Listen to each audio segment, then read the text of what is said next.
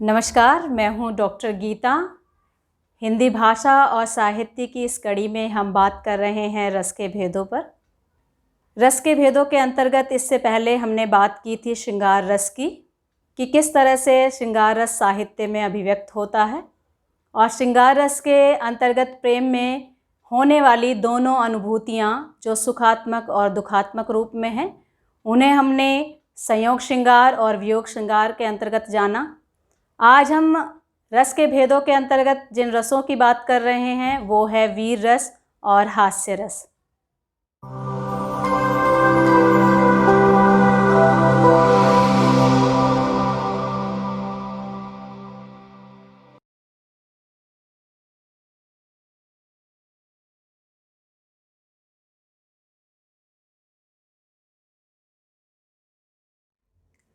रस के भेदों में आज हम बात कर रहे हैं वीर रस की, जिसका स्थायी भाव उत्साह है।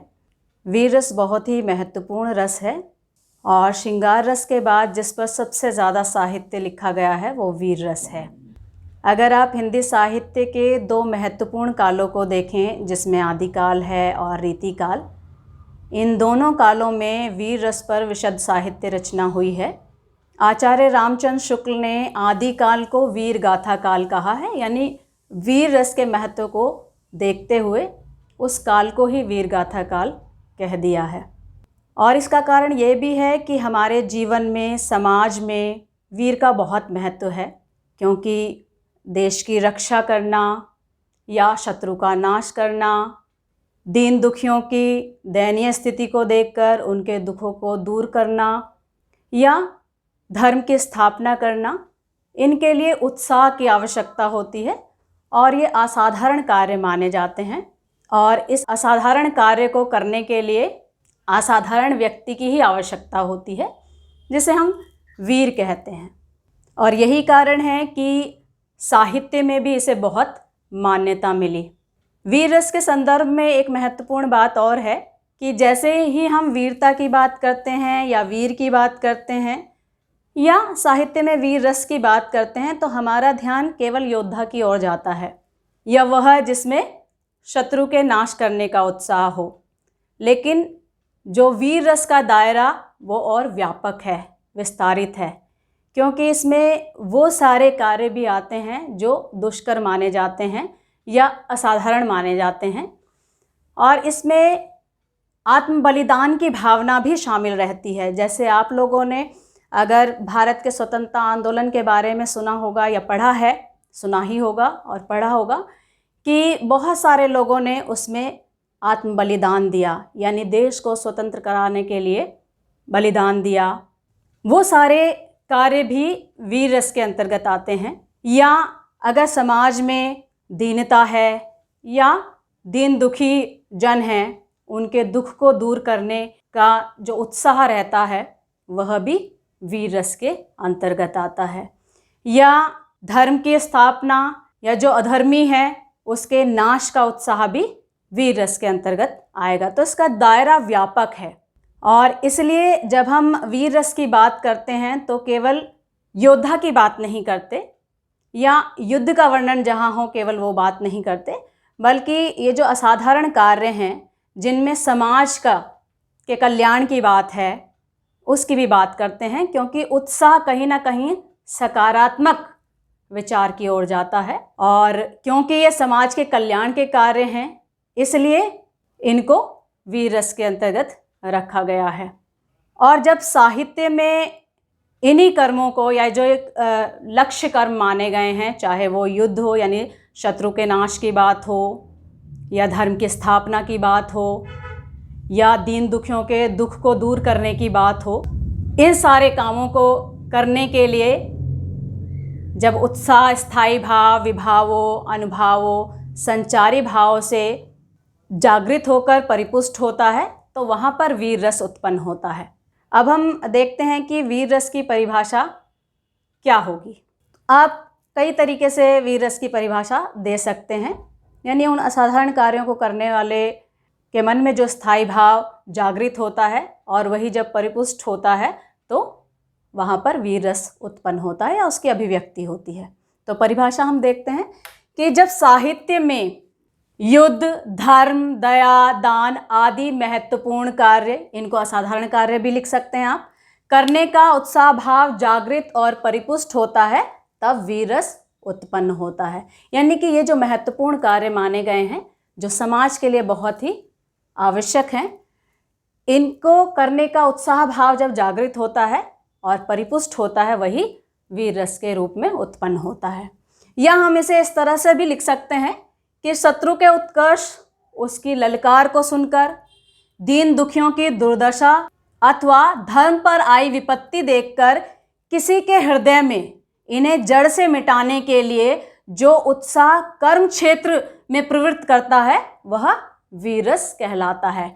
यानी कि जब इस तरह की चीज़ें दिखाई दें और किसी वीर के मन में इन्हें मिटाने का उत्साह जागृत हो और उसके बाद वो उस तरह के कर्म करें जिनसे ये सारी जो बुराइयां हैं वो समाप्त हों, वहाँ पर ही वीर रस उत्पन्न होता है। विद्वानों ने इसके कर्म क्षेत्र को देखते हुए ही इसके कई भेद किए हैं और विद्वानों में मतांतर है, यानी उनके मतों में भिन्नता है। किसी ने इनके भेद 4 किए हैं, किसी ने 3 किए हैं, किसी ने उससे भी अधिक किए हैं। तो उस पर भी हम चर्चा कर लेते हैं कि किस आचार्य ने या विद्वान ने कितने भेद महत्वपूर्ण माने हैं। हमने यहाँ 4 भेद लिखे हैं जिनको मतांतर के बाद स्वीकार कर लिया गया है। जो आचार्य भरत मुनि हैं, जिन्होंने रस का सूत्र दिया है, उन्होंने 3 भेद स्वीकार किए हैं और उन्होंने दयावीर भेद नहीं माना है। उन्होंने युद्धवीर, धर्मवीर और दानवीर को ही माना है।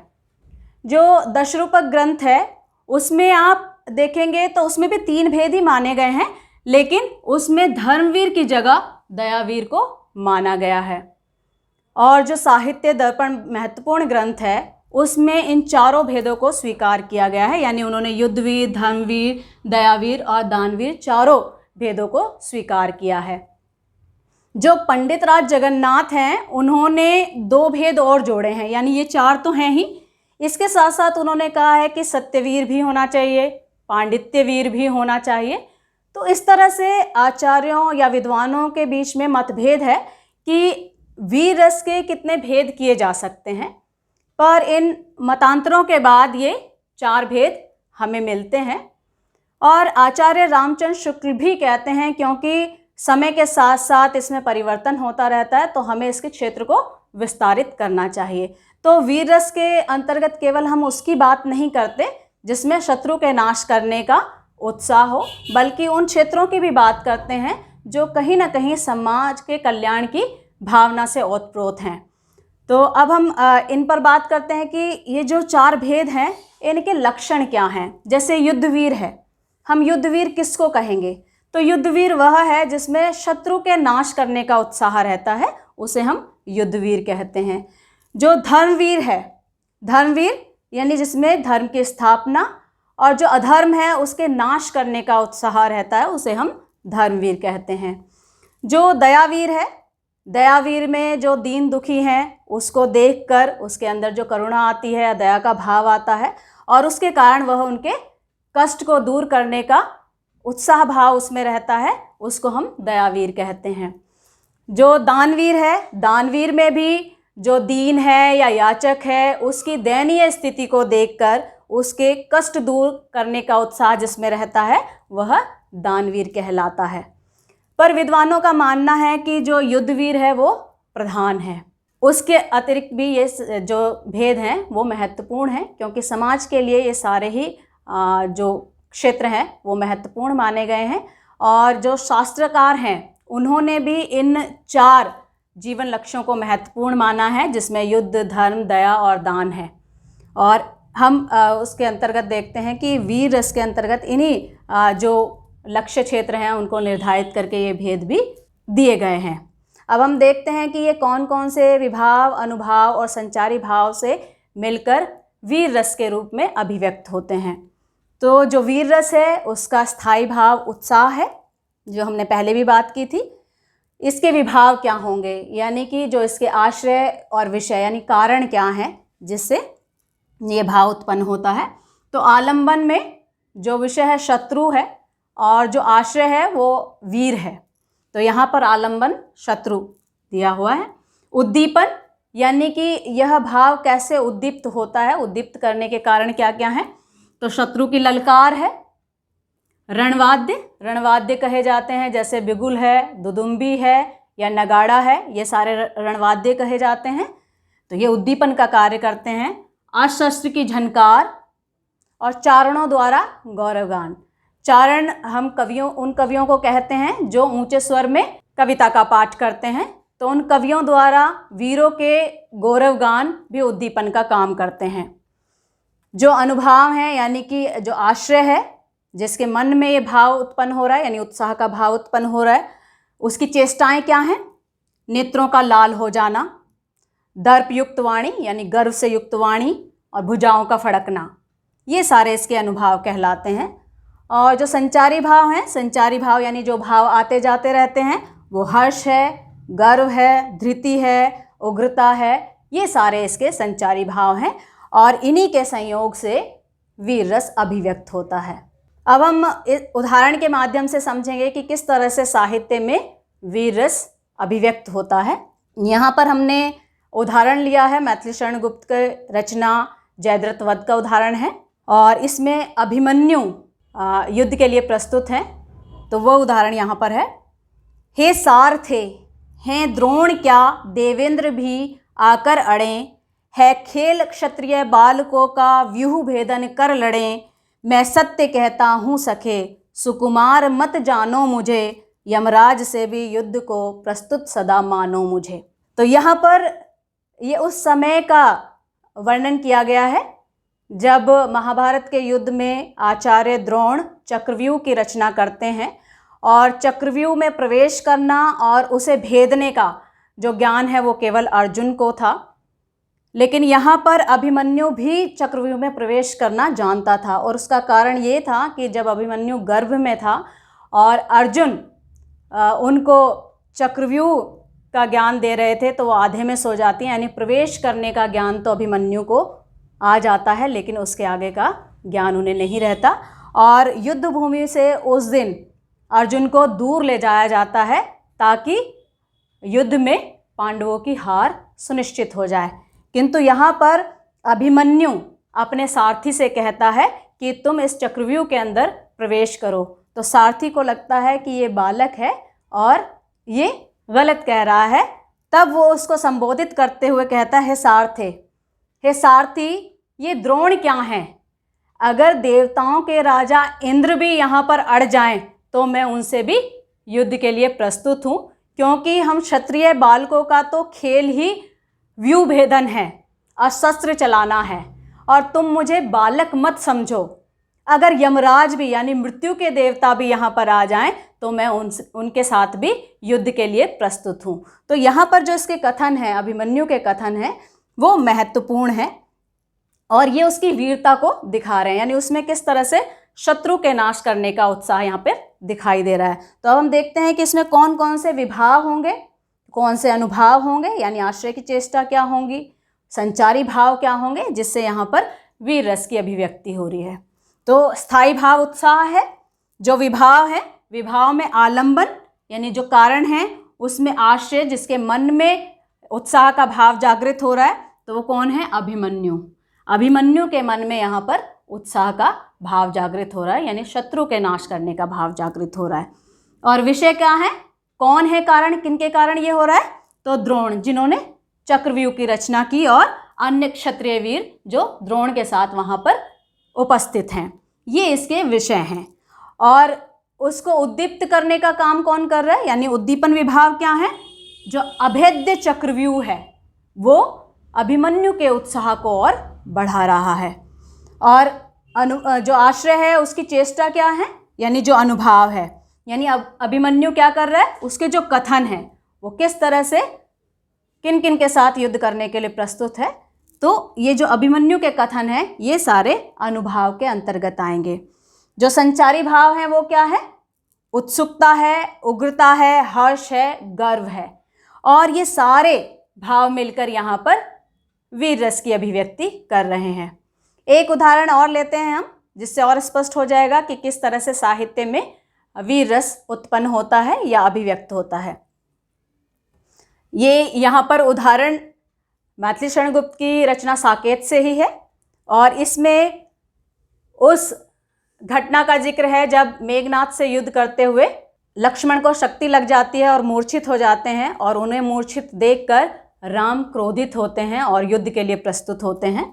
तो यहाँ पर कहा गया, जगी उसी क्षण विद्युत ज्वाला, गरज उठे वे होकर क्रुद्ध, आज काल के भी विरुद्ध है, युद्ध युद्ध बस मेरा युद्ध। तो यहाँ जो राम है वो शत्रु को ललकारते हैं और वो कहते हैं कि आज अगर मृत्यु भी आ जाए, यानी जो काल है उससे भी मेरा युद्ध होगा। तो यहाँ पर उनके जो युद्ध के लिए उत्साह भाव है वो देखते ही बनता है और किस तरह से वो शत्रु को ललकारते हैं या उसके विनाश के लिए प्रस्तुत होते हैं।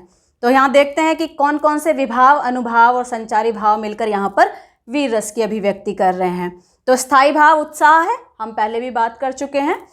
जो विभाव हैं यानी कारण क्या क्या है, यहाँ पर आलंबन में आश्रय और विषय क्या है, यानी जिनके मन में भाव उत्पन्न हो रहे हैं और जिसके कारण से भाव उत्पन्न हो रहे हैं वो कौन है। तो आश्रय यहाँ पर राम है, क्योंकि राम के मन में ये स्वभाव जागृत हो रहा है। और विषय क्या है, वो है मेघनाद, क्योंकि मेघनाद ने लक्ष्मण को मूर्छित कर दिया, तो यहाँ विषय मेघनाद होंगे।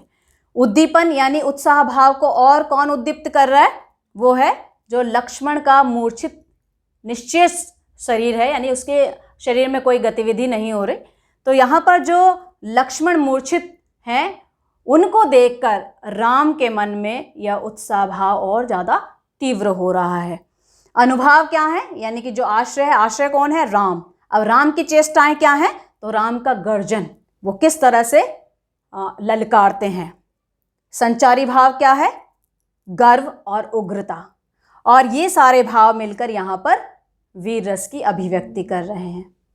तो हमने जाना कि किस तरह से वीर रस का जो क्षेत्र है वो केवल योद्धा तक सीमित नहीं है, बल्कि उसके और भी विस्तारित क्षेत्र हैं जिसमें समाज के महत्वपूर्ण और असाधारण कार्य शामिल हैं, जिसमें धर्म, दान, दया, ये सारे क्षेत्र भी शामिल किए गए हैं। और किस तरह से साहित्य में वीर रस अभिव्यक्त होता है, ये सारी चीज़ें हमने इस वीर रस के अंतर्गत जानी हैं। और अब हम जो अगला रस है उस पर बात करेंगे, वो है हास्य रस।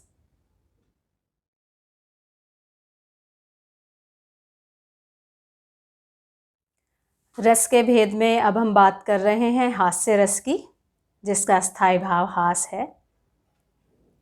हास्य रस सबसे सुखात्मक रस माना गया है, क्योंकि इसका संबंध हंसी से है। और जिस तरह से हंसी का हमारे जीवन में महत्व है, उसी तरह से साहित्य में भी इसका बहुत महत्व है। हास का भाव हमें हमारे मन में तब उत्पन्न होता है जब हम किसी की वेशभूषा या पहनावे में कुछ अटपटापन देखते हैं, या किसी की वाणी में या बातचीत में कुछ असंगति दिखाई दे, या व्यंग हमें मिले तो हंसी आती है, या किसी का केश विन्यास इस तरह का हो, या उसकी गतिविधियां ऐसी हों जिनसे हमारे मन में हास्य का भाव उत्पन्न होता है। और जो हमारे मन में हास भाव उत्पन्न होता है उसे ही हास्य रस कहा जाता है। इसमें एक बिंदु और समझने का है कि जो आचार्य भरत मुनि हैं, जिन्होंने रस का सूत्र दिया है, उन्होंने हास्य रस को स्वतंत्र रस नहीं माना है, बल्कि श्रृंगार रस का एक उपरस माना है।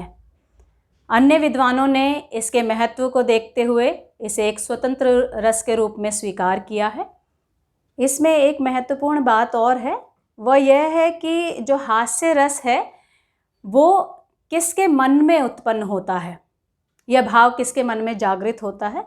तो यहाँ पर आश्रय पाठक रहता है, क्योंकि पाठक के मन में हास्य रस उत्पन्न होता है। ये एक अलग विशेषता हास्य रस की है जो अन्य रसों में नहीं है। अन्य रस में आश्रय कोई ना कोई पात्र होता है, लेकिन यहाँ पर आश्रय पाठक होता है, क्योंकि पाठक के मन में ये हास्य रस उत्पन्न होता है। अब हम देखते हैं कि इसे परिभाषा के रूप में हम कैसे जानें। तो साहित्य में जब नायक नायिका में कुछ अनौचित्य का आभास पा लिया जाता है, या किसी अन्य पात्र की वाणी, वेशभूषा और क्रियाकलापों की विकृति से जो मन में विनोद भाव उत्पन्न होता है और उससे हास्य की उत्पत्ति होती है, इसे ही हास्य रस कहा जाता है।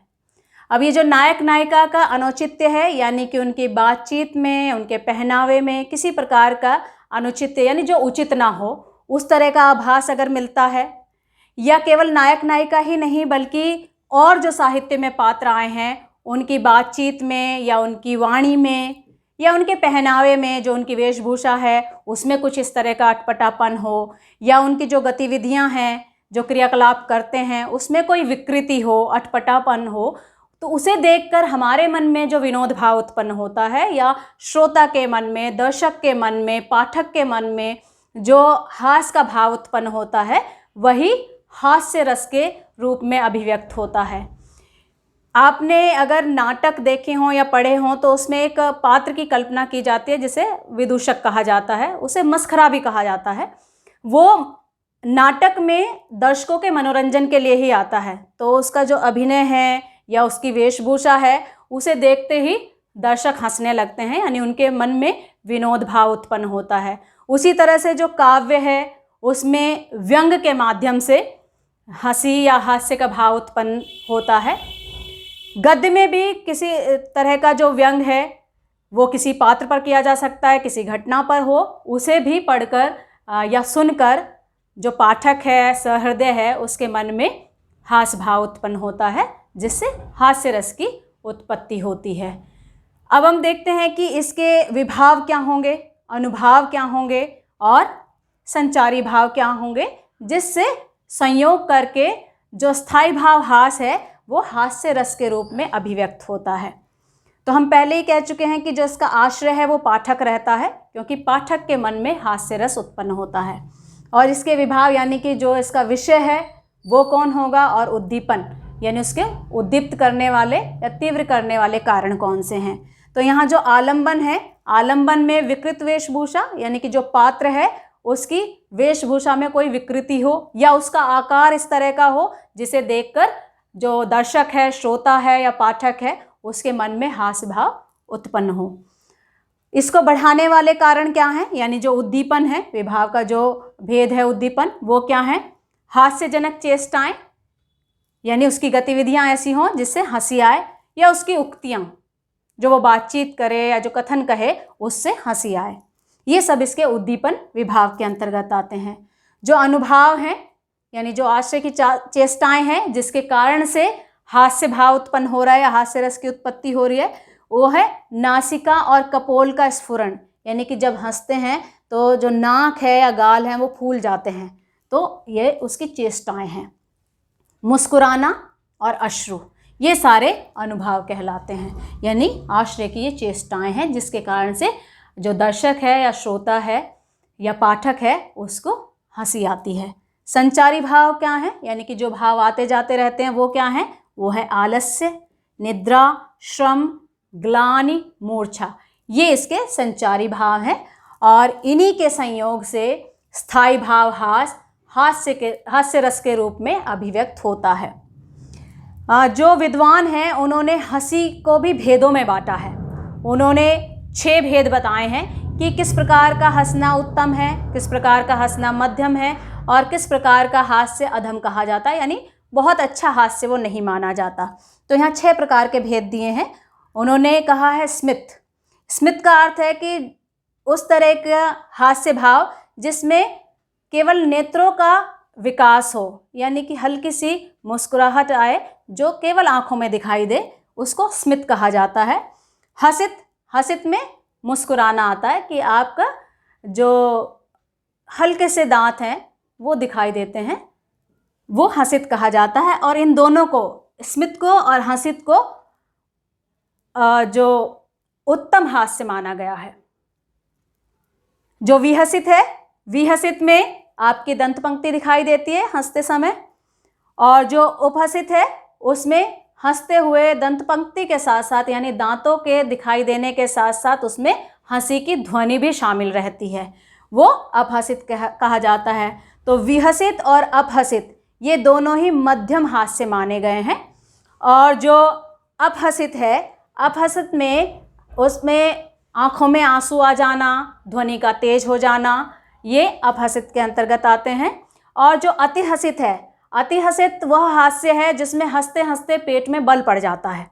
तो ये दोनों ही प्रकार, अपहसित भी और अतिहसित भी, ये अधम हास्य माने गए हैं, यानी उतने अच्छे हास्य नहीं माने गए। तो ये 6 प्रकार के भेद विद्वानों ने बताए हैं कि जो हास्य है वो कितने प्रकार का हो सकता है, कौन सा उत्तम है और कौन सा मध्यम अधम है।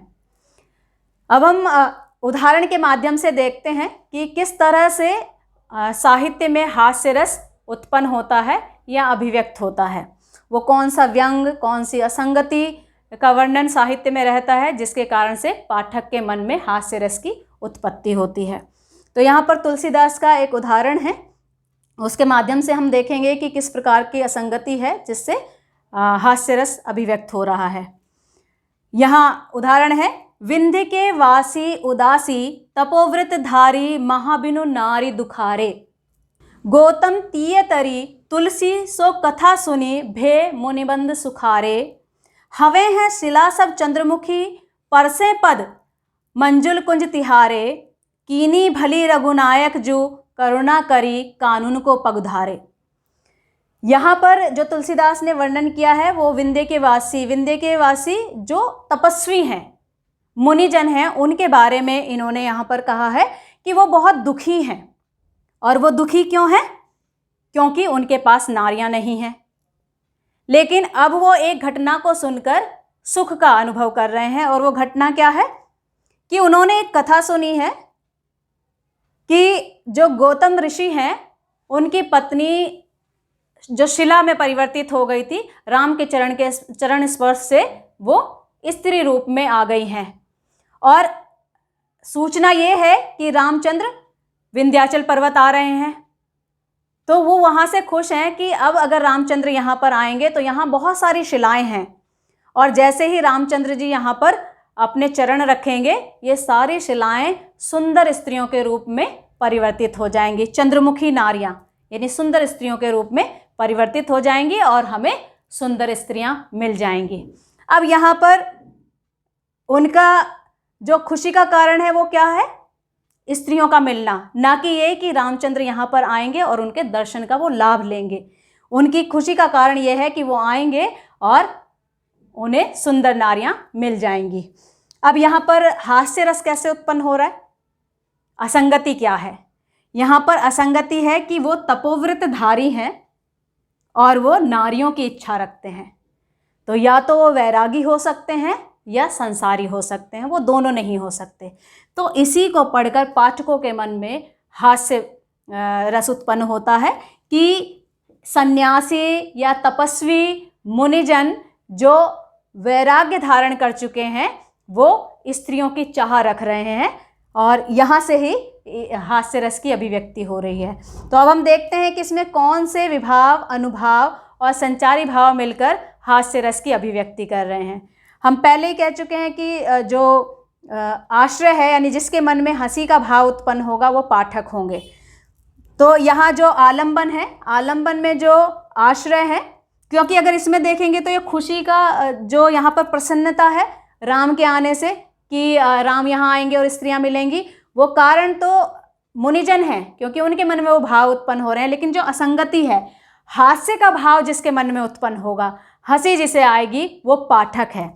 इसलिए यहाँ पर आलंबन में रामचंद्र दिए हैं, ये विषय हैं जिनके कारण से यह भाव उत्पन्न हुआ है और जिसके मन में हुआ है, यानी हास्य का भाव उत्पन्न हुआ है पाठक के मन में। और यहाँ पर जो वो सुख का अनुभव कर रहे हैं वो मुनिजन है। और जो उद्दीपन है यानी कि इस भाव को और जो बढ़ाने का काम कर रहे हैं वो गौतम नारी यानी ऋषि गौतम की पत्नी अहिल्या जिसका उद्धार हुआ है, वो उद्दीपन विभाव का काम कर रहे हैं। यहाँ अनुभाव क्या है? यानी कि जो आश्रय की चेष्टाएं हैं वो मुनियों का कथा सुनना, यहाँ पर अनुभाव है। और जो संचारी भाव है वो क्या है? हर्ष है, उत्सुकता है, चंचलता है। और ये सारे भाव मिलकर हास्य रस की अभिव्यक्ति कर रहे हैं। हम एक उदाहरण और लेते हैं जिससे और स्पष्ट हो जाए कि साहित्य में किस तरह से हास्य रस अभिव्यक्त होता है।